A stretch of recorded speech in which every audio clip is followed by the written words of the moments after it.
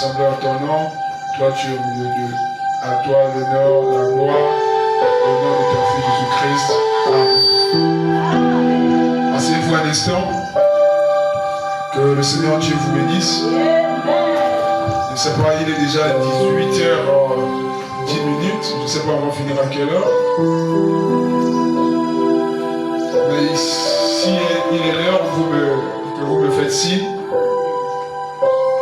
Parce que d'après la pensée que le Seigneur a mise dans mon cœur, c'est qu'aujourd'hui notre service sera scellé en deux grandes parties. La première partie sera consacrée pour une petite exhortation. Avec la prière. Et la deuxième partie, nous allons passer un moment de la prière.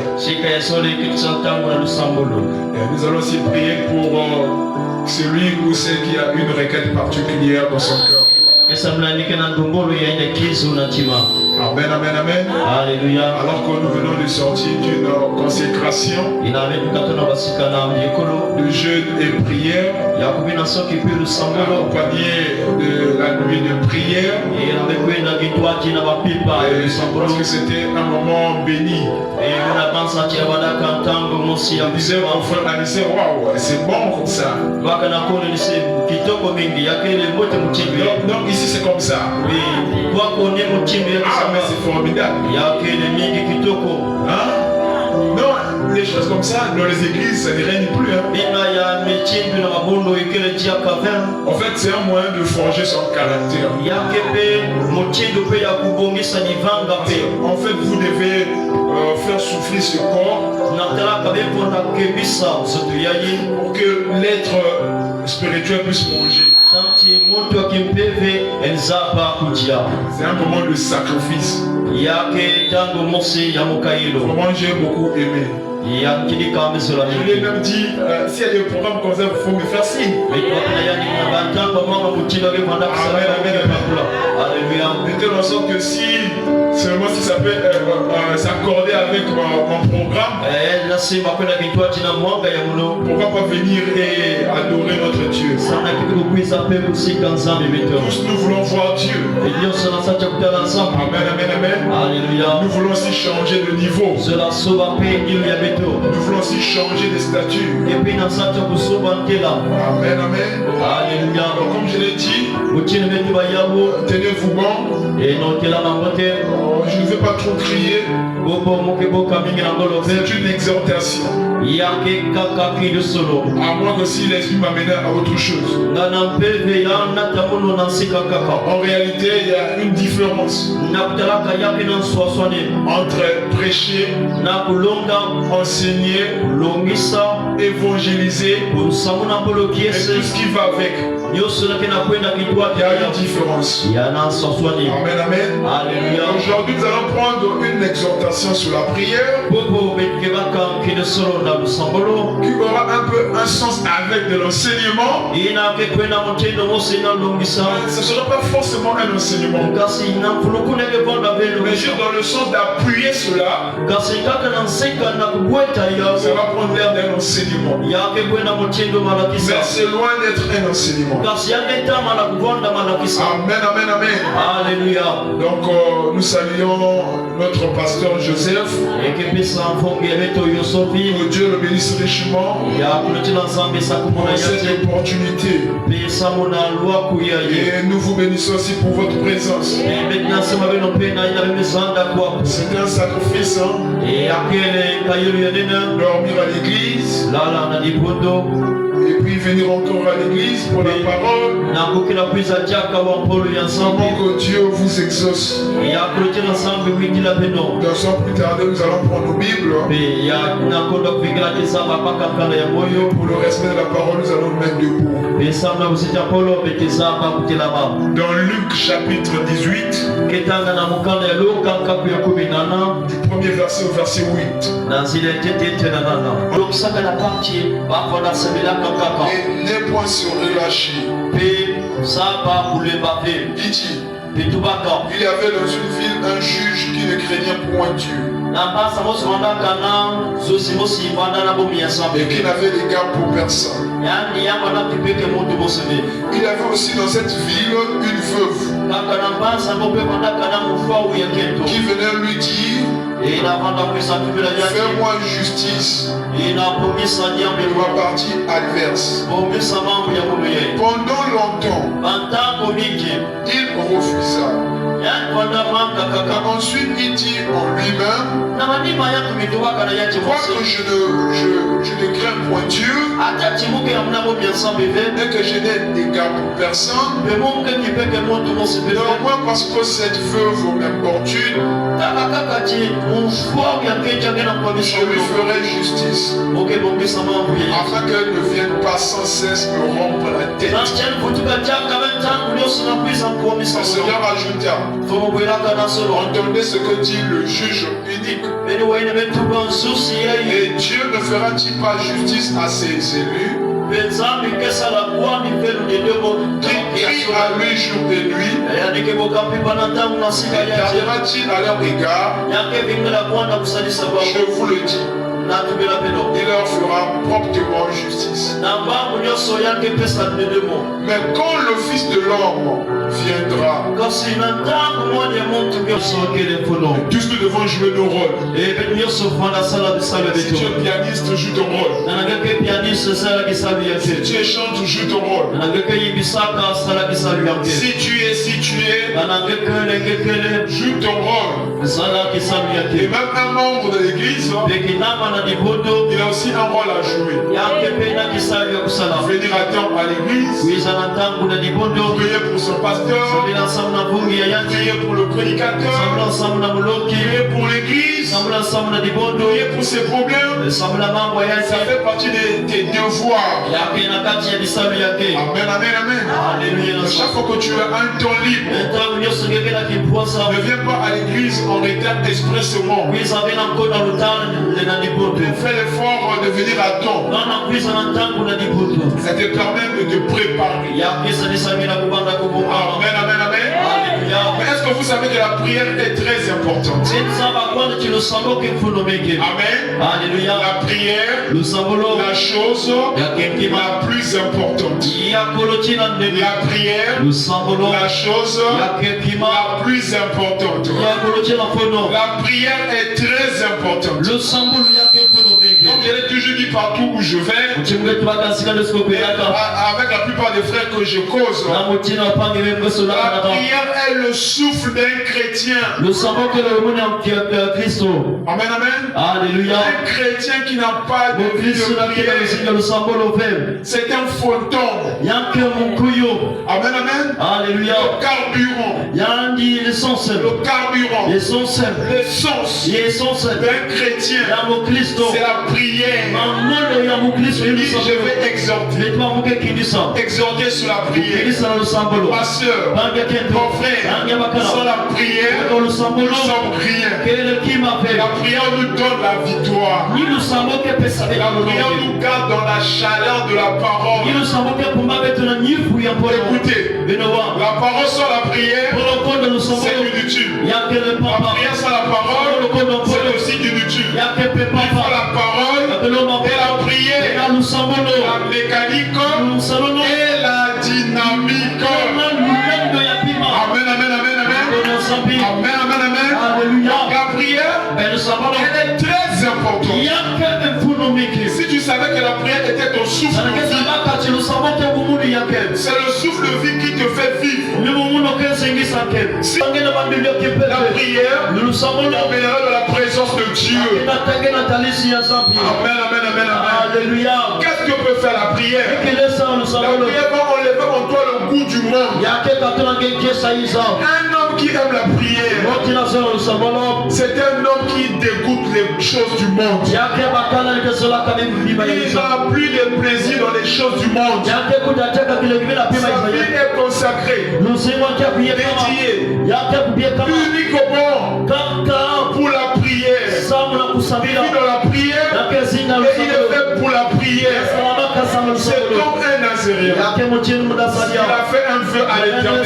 séparé à un chrétien. Un chrétien qui ne prie pas. Un chrétien qui n'échoue pas. C'est un chrétien sans position. Amen, amen. Alléluia. Et Jésus donne une parabole. Dans Luc chapitre 18. Jésus leur adressa une parabole. Pour montrer qu'il faut toujours prier. Diminuez un peu le volume.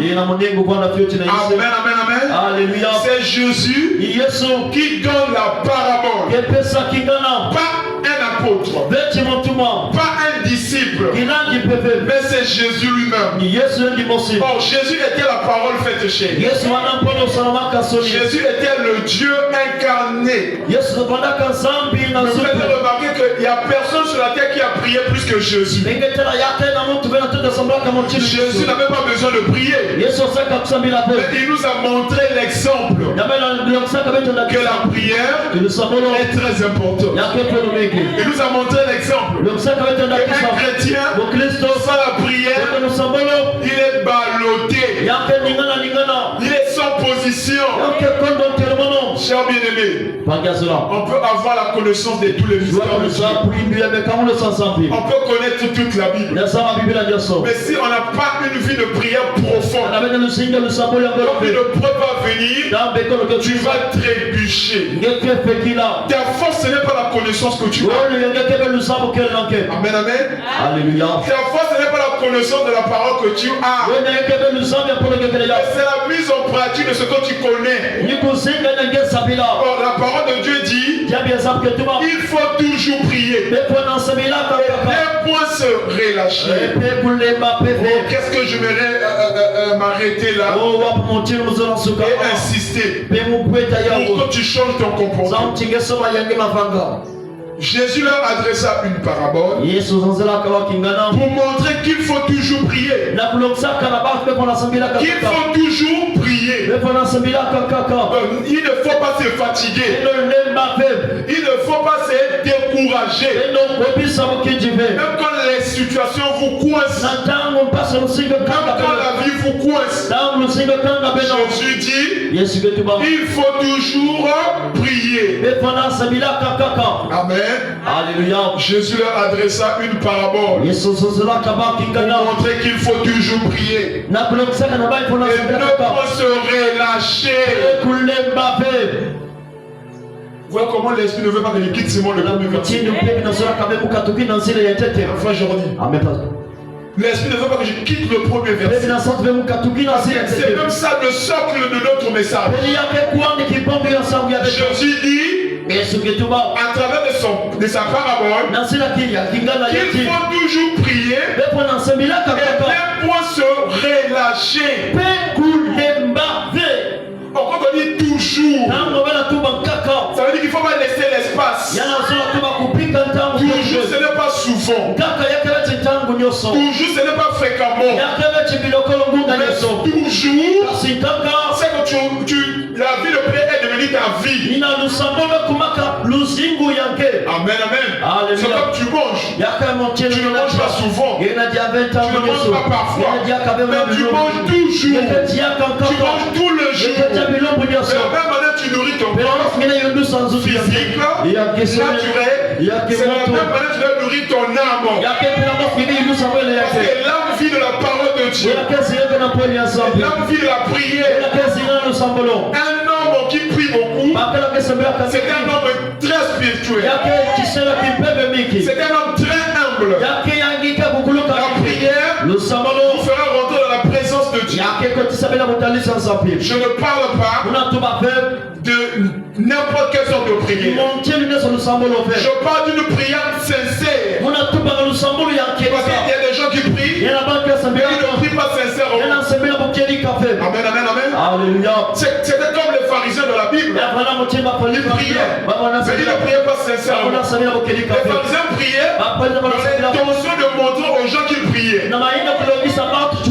Est-ce que c'est la parole de Dieu? On ne peut pas prier dans l'intention de montrer aux gens que nous prions. Mais nous devons prier par la révélation. chrétiens. Nous devons prier sincèrement. Parce que la prière, en réalité, c'est un contact direct de ton âme avec l'âme de Dieu. C'est ainsi qu'on dit que la prière, c'est un dialogue. Mais un dialogue avec qui? Ce n'est pas avec ton homme. Un dialogue avec qui? Ce n'est pas avec ton frère. Mais un dialogue envers Dieu. Quand tu pries, tu dialogues avec Dieu. Que Dieu nous aide.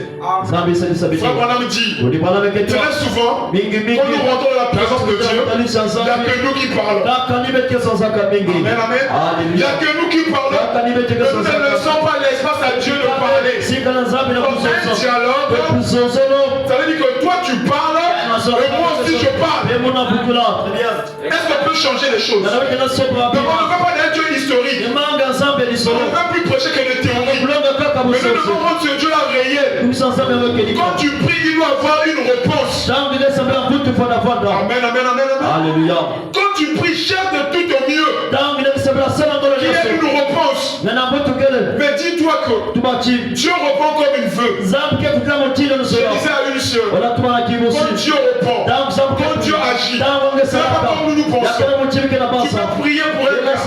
Dieu peut répondre par une vision. Dieu peut répondre par un songe. Mais Dieu peut aussi répondre par l'accomplissement de ce que tu as demandé.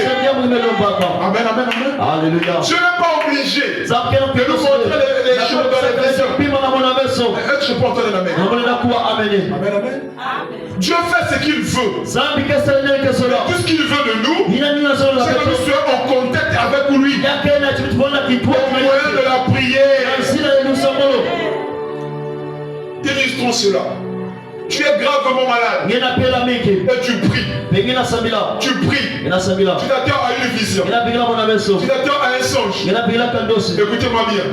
C'est pas nous tous qui aurons des visions. C'est pas tous qui auront des songes. Amen, amen, amen. Mais si tu es malade, et que tu as prié, 2 jours, 3 jours après, tu es guéri. Mais c'est Dieu qui a répondu à ta prière. Amen, amen, amen, amen. C'est Dieu qui a répondu. Donc la prière c'est un dialogue. Donc, dès maintenant, il a changer de formule. Quand tu pries, attends un retour. Attends un retour. Dieu peut te parler à travers un frère. Dieu peut aussi te parler à travers de la parole de Dieu. C'est comme maintenant, il fait enraciner la vie de prière. Tu sois en contact direct avec lui. Parce que sans la prière, on ne peut pas atteindre le lieu céleste. Amen, amen, amen. Alléluia. Oh, quand vous êtes spirituel, je vais vous faire entrer dans les dimensions compliquées. Vous sentez, vous priez, et lorsque vous fermez les yeux, on cherche cela. La prière n'est pas un loisir. La prière n'est pas un passe-temps. Est-ce qu'il y a un problème pour dire amen? Alléluia. Au vu que je n'ai rien à faire, je vais aller prier. Non, la prière est une vie. Amen, amen, amen. Alléluia. Est-ce qu'il y a un problème pour dire amen? Alléluia. Et quand vous priez sincèrement, je ne sais pas si quelqu'un a déjà expérimenté cela. Vous sentez le courant qui vous traverse le corps. Vous sentez les vibrations. Oui, c'est la présence de Dieu qui a fait ça. Et quelquefois quand vous fermez les yeux, vous êtes en bas. Mais vous avez comme si la sensation de vous monter. Amen, amen, amen. Tu es là. Mais tu sens comme si tu montes. Mais quand tu ouvres les yeux, tu es sur la terre. Tu es encore sur la terre. Mais effectivement, c'est un homme qui est en train de monter. Ton corps il est là. Mais ton âme est en train de descendre pour aller atteindre le trône de Dieu. Amen, amen, amen, amen. Alléluia. Et dialoguer avec Dieu. Ma soeur chante des formules. Mon frère chante ta façon de prier. Si Dieu ne te parle pas,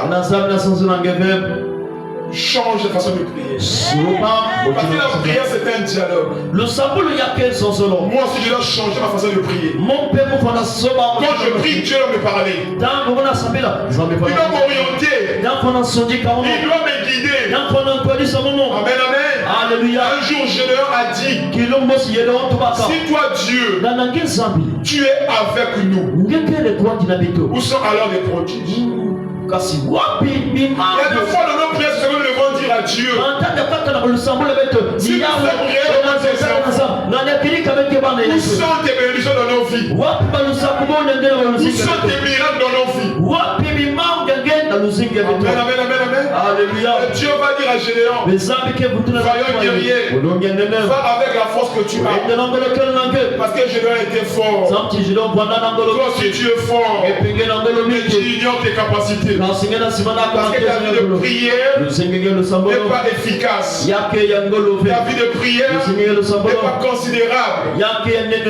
Amen. Alléluia. La prière, c'est la communion. Amen, amen. Alléluia. Donc, quand on communion, quand on est en train de communier, on passe un moment agréable. La communion, c'est un partage des expériences, un partage de connaissances.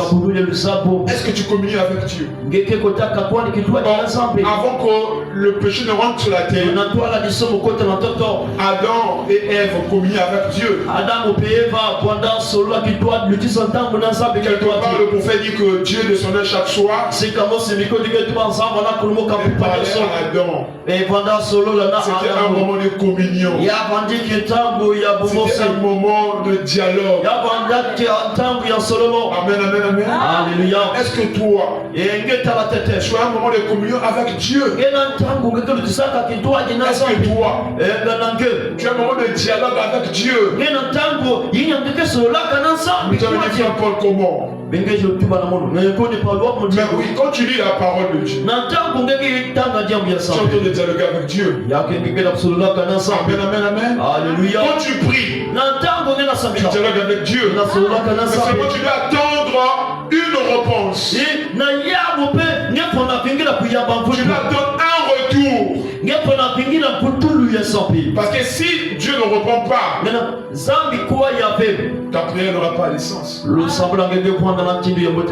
quand tu pries, ne te fatigue pas. Amen, amen. Alléluia. Une soeur m'a dit, frère Paul, j'ai prié. J'ai utilisé toutes les formules. Amen, amen. Alléluia. Je l'ai dit, ne te fatigue pas.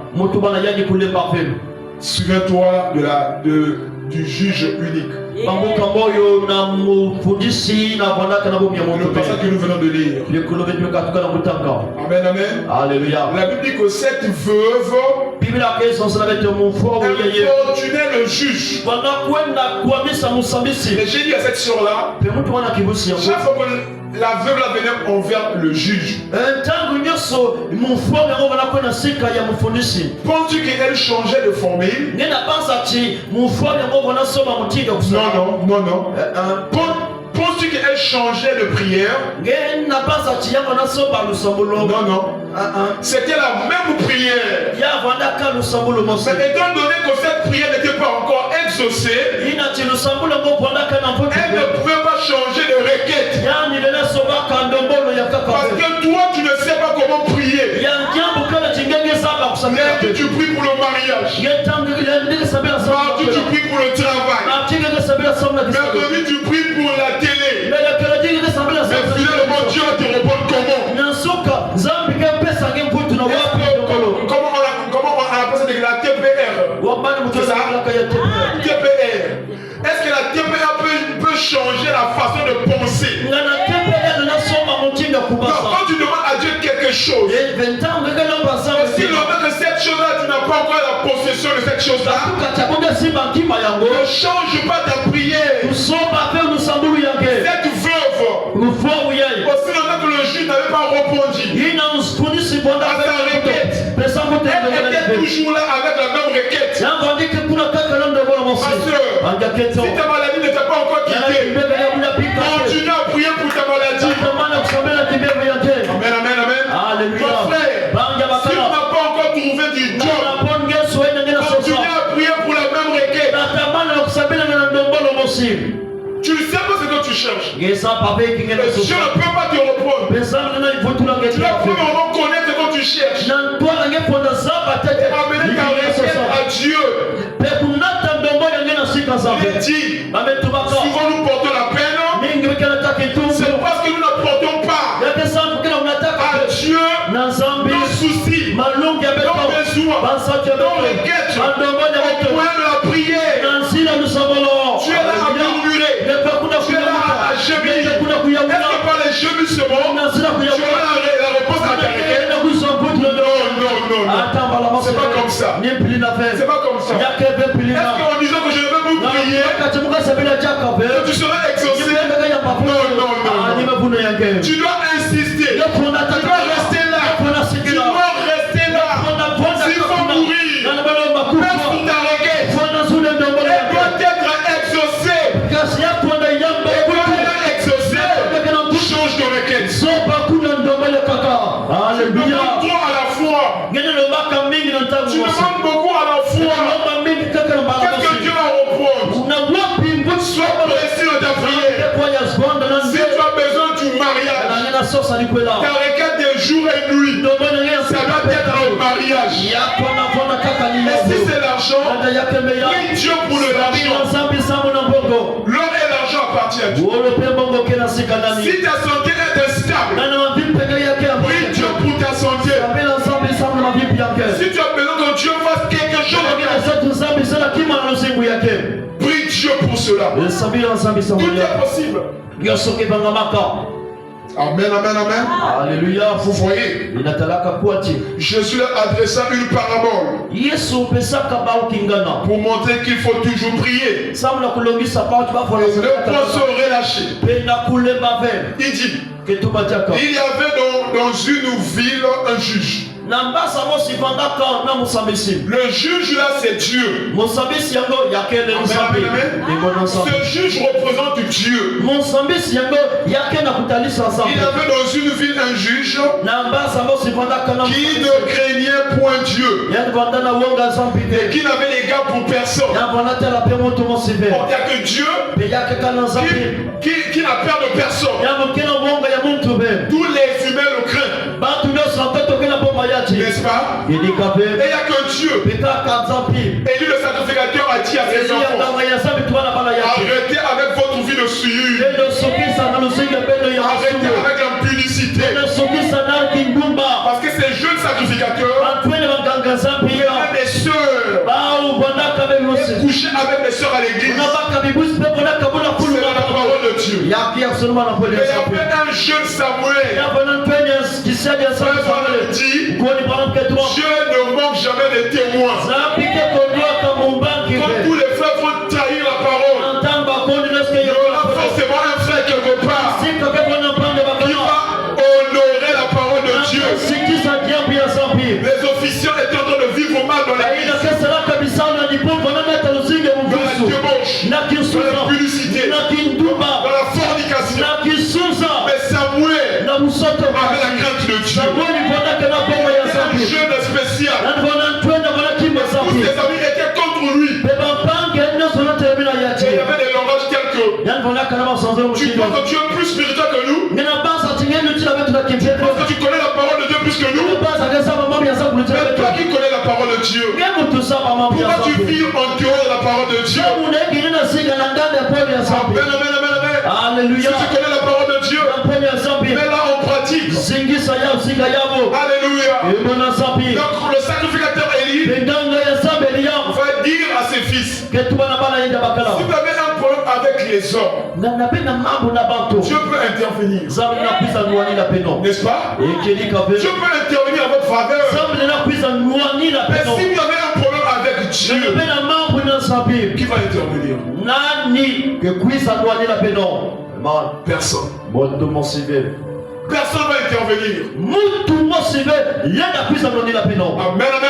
Donc ce juge-là ne craignait point Dieu. Il avait des gars pour personne. Il ne respectait personne.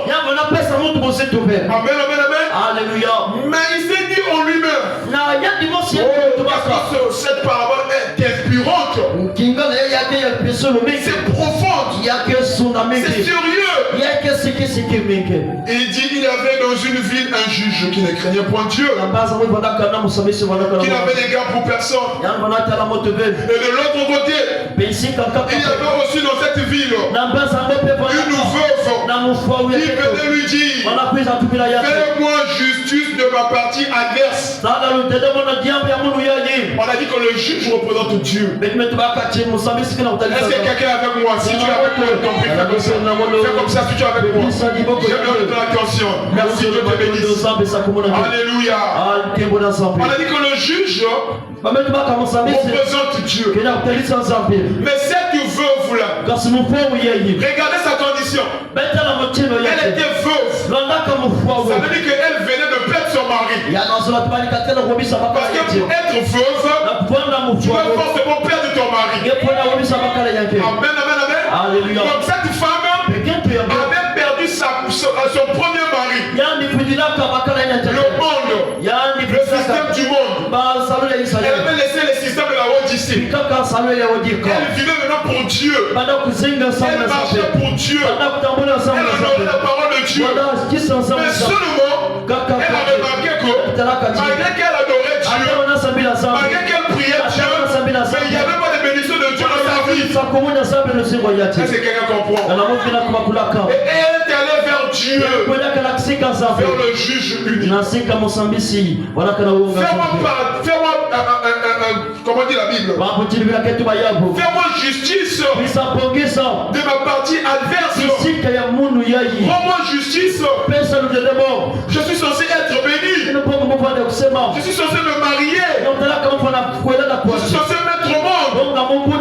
Rends-moi justice de ma partie adverse. Alléluia. Pendant longtemps, le juge unique refusait. Autrement dit, ça avait pris beaucoup de temps que la prière de cette femme-là n'était pas exaucée. Je sais aussi que tu as une prière que tu avais faite il y a longtemps. Amen, amen, amen. Alléluia. Et tu étais sérieuse dans ta prière.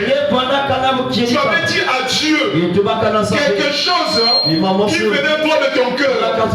Et c'est ce que Dieu aime. La prière qui vient droit du cœur.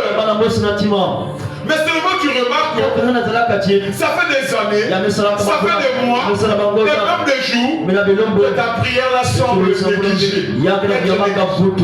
Comme si ta prière là ne sera jamais exaucée. Alléluia. Amen. Pendant longtemps, il refusa. Mais ensuite, il dit en lui-même, quoique je ne crains point Dieu, et que je n'ai d'égard pour personne, néanmoins, parce que cette veuve m'importune, autrement dit, elle me dérange, il dit, fais-moi justice de ma partie adverse. Mercredi, la même requête. Jeudi, la même requête. La semaine prochaine, la même requête. Mais le juge se dit, non, je suis obligé de répondre à sa requête. De telle sorte que elle ne me dérange plus. Dieu va t'exaucer. Ne continue à persévérer. Amen, amen. Alléluia. Mais moi, parce que cette veuve m'importune, je lui ferai justice afin qu'elle ne vienne pas sans cesse me rompre la tête. Nous devons le faire dès maintenant. Nous devons rappeler à Dieu nos prières de 2010. Parce qu'elle n'est pas encore exaucée. Nous devons rappeler à Dieu nos prières de 2025. Amen, amen. Alléluia. Et quand Dieu verra que c'est la même requête, la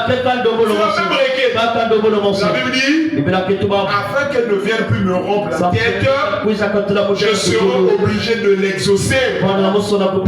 Amen, amen, amen, amen, amen. Alléluia. Le Seigneur ajoute. Entendez ce que dit le juge. Et Dieu ne fera-t-il pas justice à ses élus qui crient à lui jour et nuit? Éternera-t-il à leur égard? Je vous le dis, il leur fera promptement justice. Autrement dit, Dieu finira par répondre à ta requête. Mais ce que toi tu dois faire, persévérer. Persévérer. Persévérer jusqu'à la fin. Persévérer comme Noé. Persévérer comme Élie. Persévérer comme Élisée. Élisée avait persévéré. Élie a dit, on part. Il dit non, je ne vais pas repartir. Est-ce que ma soeur tu peux persévérer dans la prière? Est-ce que mon frère tu peux persévérer dans la prière? Élisée a dit, non, je ne te laisserai pas. Ton Dieu est vivant. Il faudrait la double portion de te monter sur moi. Est-ce que quelqu'un peut persévérer? Ma soeur persévère dans la prière. Celui qui persévérera jusqu'à la fin sera sauvé. Celui qui persévérera jusqu'à la fin sera exaucé. Persévère. Le mariage va venir. Persévère. Ta requête sera exaucée. Alléluia. Il est question de persévérer. Non pas dans la distraction, non pas dans le divertissement, mais dans la prière. Persévérer dans la prière. J'ai vu des enfants qui ne retenaient pas de leçons. J'ai vu des enfants qui lisaient aujourd'hui un boulet de mer. Mais par la prière. Oh la prière. Oh la prière. Par la prière. Ces enfants ont bâti record. La prière peut tout faire. La prière peut tout faire. J'ai vu les gens. J'avais des maris de nuit. Mais par la prière, ces esprits ont été chassés. Est-ce qu'il y a un mari de nuit qui te dérange? Est-ce qu'il y a un péché qui te dérange? Par la prière, le péché peut te quitter. La prière. Il dit, le Seigneur ajoute. Entendez ce que dit le juge. Et Dieu ne fera-t-il pas justice à ses élus qui crient à lui jour et nuit? Éternera-t-il à leur égard? Je vous le dis, il leur fera promptement justice. Mais la question qui se pose,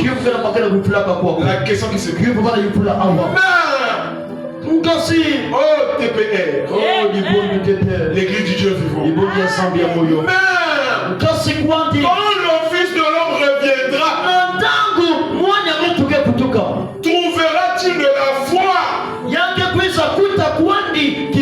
Oui, tu pries, c'est bon bien. Mais est-ce que tu as la foi dans ta prière? Ça c'est autre chose. Prier, c'est une chose. Avoir la foi dans ta prière, c'est une autre chose. Jésus a dit, quand le Père sera prêt à